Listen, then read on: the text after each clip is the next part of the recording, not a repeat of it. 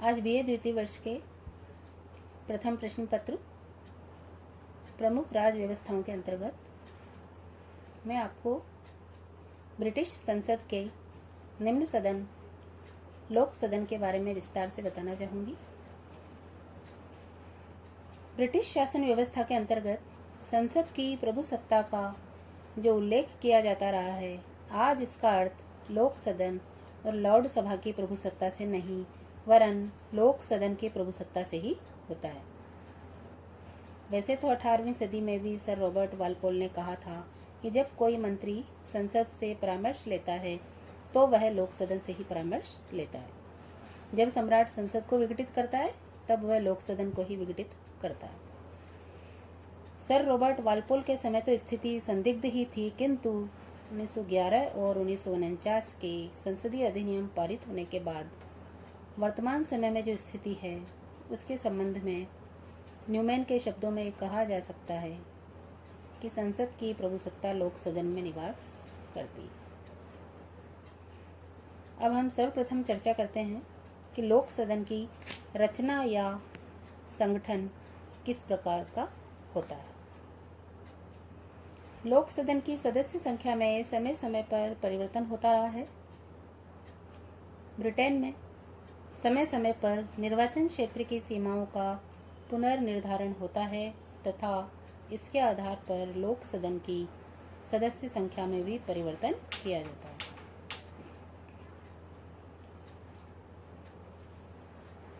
लोक सदन के सदस्यों की जो संख्या है वो पुनर्निर्धारण के आधार पर 646 निश्चित की गई है। विभिन्न क्षेत्रों में स्थानों का ये विभाजन इस प्रकार से होता है। ब्रिटेन में 529, स्कॉटलैंड में 59, वेल्स में 40, उत्तरी आयरलैंड में 181। 2 दशक से स्कॉटलैंड के प्रतिनिधियों की संख्या 72 थी, अब यह घटाकर 59 कर दी गई है। शेष क्षेत्रों का प्रतिनिधित्व यथावत रखा गया है। लोक सदन के समस्त सदस्य वयस्क मताधिकार और प्रत्यक्ष निर्वाचन के आधार पर चुने जाते हैं। पहले ब्रिटेन में 21 वर्ष की आयु प्राप्त व्यक्ति को वयस्क समझा जाता था, किंतु 1969 के अधिनियम के अनुसार 18 वर्ष की आयु प्राप्त प्रत्येक नर नारी को मताधिकार प्रदान किया गया है। ब्रिटेन में पहले कुछ बहुल सदस्य निर्वाचन क्षेत्र भी थे, किंतु 1948 से सभी निर्वाचन क्षेत्र एकल सदस्यीय हो गए हैं। अब प्रश्न उठता है कि लोक सदन के सदस्यों के लिए योग्यताएं क्या क्या होनी आवश्यक हैं। तो सर्वप्रथम वह ग्रेट ब्रिटेन का नागरिक हो। दूसरा, उसकी आयु कम से कम 21 वर्ष अवश्य हो। तीसरा, मतदाताओं की सूची में उसका नाम सम्मिलित हो। चौथा, वह देश के प्रति निष्ठा की शपथ लेने के लिए तैयार हो। 1957 के लोक सदन अयोग्यता अधिनियम और अन्य व्यवस्थाओं के अनुसार निम्नलिखित व्यक्ति लोक सदन के सदस्य नहीं बन सकते। पहला, जो व्यक्ति लॉर्ड सभा के सदस्य हों। दूसरा, जो व्यक्ति उत्तरी आयरलैंड, इंग्लैंड तथा स्कॉटलैंड चर्च के पादरी अथवा रोमन कैथोलिक चर्च के पादरी हों। तीसरा, जो स्कॉटलैंड या ब्रिटेन के पीयर हों। चौथा, जो नगरों के मेयर तथा काउंटियों के शेरिफ हों। पांचवा, जो राजमुकुट के अधीन पद धारण करने वाले अर्थात सरकारी कर्मचारी हों। और छठा, जो सरकार से ठेका लेने वाले व्यक्ति हों अथवा जो अन्य किसी रूप में प्रत्यक्ष रूप से सरकार से लाभान्वित होते हों। ब्रिटेन में भारत के ही समान कोई भी उम्मीदवार किसी भी चुनाव क्षेत्र से चुनाव लड़ सकता है। उसके लिए आवश्यक नहीं है कि वह उसी निर्वाचन क्षेत्र का निवासी हो जिसमें वह चुनाव लड़ रहा है। इस संबंध में आधारभूत विचार यह है कि लोक सदन के सदस्य किसी निर्वाचन क्षेत्र विशेष के ही नहीं वरन संपूर्ण राष्ट्र के प्रतिनिधि होते हैं। अब हम बात करें कि निर्वाचन पद्धति की समीक्षा किस प्रकार से की जा सकती है। वर्तमान समय में लोक सदन के सदस्यों का चुनाव साधारण बहुमत की प्रणाली के आधार पर होता है, जिसके अंतर्गत प्रत्येक निर्वाचन क्षेत्र में वही उम्मीदवार चुना जाता है जिसे सर्वाधिक मत प्राप्त हो, चाहे उसे समस्त मतदाताओं का बहुमत प्राप्त हो या न हो। चुनाव पद्धति के दोषों विशेषतया निर्वाचन पद्धति में परिवर्तन की आवश्यकता अनुभव की जाती रही है और उदार दल द्वारा लगातार यह मांग की जाती रही कि लोक सदन के चुनाव में आनुपातिक प्रतिनिधित्व की पद्धति को अपनाया जाना चाहिए, लेकिन इस पद्धति की भी अपनी कुछ समस्याएं हैं और ब्रिटेन में निकट भविष्य में इसे अपनाए जाने की कोई संभावना नहीं है। अगला बिंदु जो हम चर्चा के लिए ले रहे हैं कि लोक सदन के सदस्यों के वेतन, भत्ते और विशेषाधिकार। लोक सदन के सदस्यों को पहले 1912 में सर्वप्रथम वेतन दिया गया। यह वेतन 400 पाउंड प्रतिवर्ष था। जनवरी 1995 के संसदीय निर्णय के अनुसार वर्तमान समय में उन्हें 33,189 पाउंड प्रतिवर्ष वेतन दिया जाता है। 1965 में लोक सदन के सदस्यों के लिए पेंशन की व्यवस्था भी की गई है। जो व्यक्ति कम से कम 10 वर्ष तक लोक सदन के सदस्य रह चुके हैं उन्हें 65 वर्ष की आयु प्राप्त कर लेने पर पेंशन मिलती है। वेतन अथवा पेंशन के अलावा सदस्यों को कार्यालय खर्च, राजधानी में रहने के लिए निर्वाह भत्ता तथा रेल द्वारा मुफ्त यात्रा की सुविधा भी दी जाती है। इस प्रकार से लोक सदन के सदस्यों के कुछ भत्ते और वेतन की व्यवस्था की गई है। अगर हम विशेषाधिकार की बात करें तो सदस्यों को सदन में भाषण की पूर्ण स्वतंत्रता प्राप्त है। दूसरा, सदन के अधिवेशन से 40 दिन पूर्व और 40 दिन बाद तक उन्हें किसी भी दीवानी मुकदमे में गिरफ्तार नहीं किया जा सकता। तीसरा, लोक सदन के सदस्यों को सामूहिक रूप से ब्रिटिश सम्राट के पास पहुंचने का अधिकार है। चौथा, लोक सदन के सदस्यों को अपनी कार्यवाही पर नियंत्रण का अधिकार है। पांचवा, यदि कोई व्यक्ति सदन के विशेषाधिकार का उल्लंघन करता है तो सदन स्वयं ही उसको दंडित कर सकता है। छठा, सदन किसी सदस्य की अयोग्यताओं के विषय में निर्णय दे सकता है और इस आधार पर चुनाव रद्द कर सकता है। अब अगला जो महत्वपूर्ण बिंदु है कि लोक सदन का कार्यकाल कितना होता है।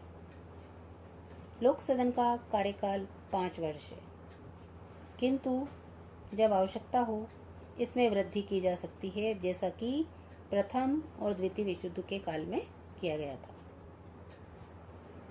प्रधानमंत्री की सिफारिश पर सम्राट के द्वारा लोक सदन को 5 वर्ष की अवधि व्यतीत होने के पूर्व भी विघटित किया जा सकता है।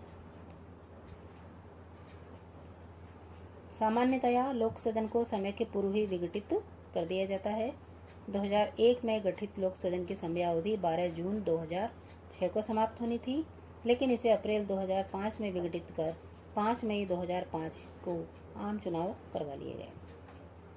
अब हम चर्चा करेंगे कि लोक सदन के पदाधिकारी कौन होते हैं। लोक सदन का सबसे प्रमुख अधिकारी अध्यक्ष होता है, जिसे नई संसद के बनने के बाद लोक सदन के सदस्यों के द्वारा निर्वाचित किया जाता है। अन्य संसदीय अधिकारियों में साधन समिति का अध्यक्ष और उपाध्यक्ष प्रमुख होते हैं। सदन के अधिवेशन की यदि हम बात करें तो लोक सदन का अधिवेशन लोकसभा के साथ ही प्रारंभ होता है। ग्रेट ब्रिटेन में ये परंपरा रही है कि वर्ष में एक अधिवेशन अवश्य ही बुलाया जाए। सदन की बैठकें सप्ताह के प्रथम 4 दिन सोमवार से गुरुवार तक 3:15 बजे दोपहर के बाद प्रारंभ होती है।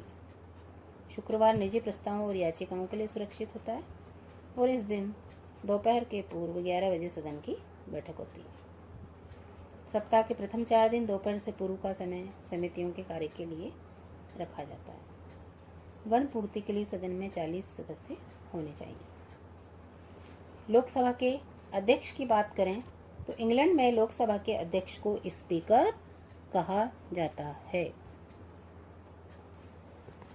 प्रारंभ में अध्यक्ष के द्वारा लोक सदन के विचार सम्राट के सम्मुख प्रस्तुत करने का कार्य किया जाता था। इसी से इसका नाम स्पीकर हो गया था, लेकिन राजतंत्र के स्थान पर लोकतंत्र की स्थापना के बाद से अध्यक्ष पद पर आसीन पदाधिकारी बहुत ही कम बोलता है।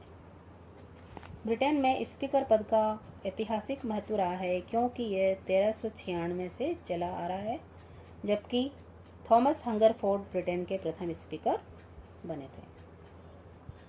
अध्यक्ष के चुनाव की बात करें तो लोक सदन के अध्यक्ष पद का सर्वाधिक महत्वपूर्ण लक्षण उसकी निर्दलीयता और निष्पक्षता है, और इसी कारण उसका चुनाव प्रायः सर्वसम्मति से होता है।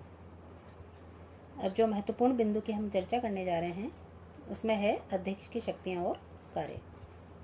इंग्लैंड के राजनीतिक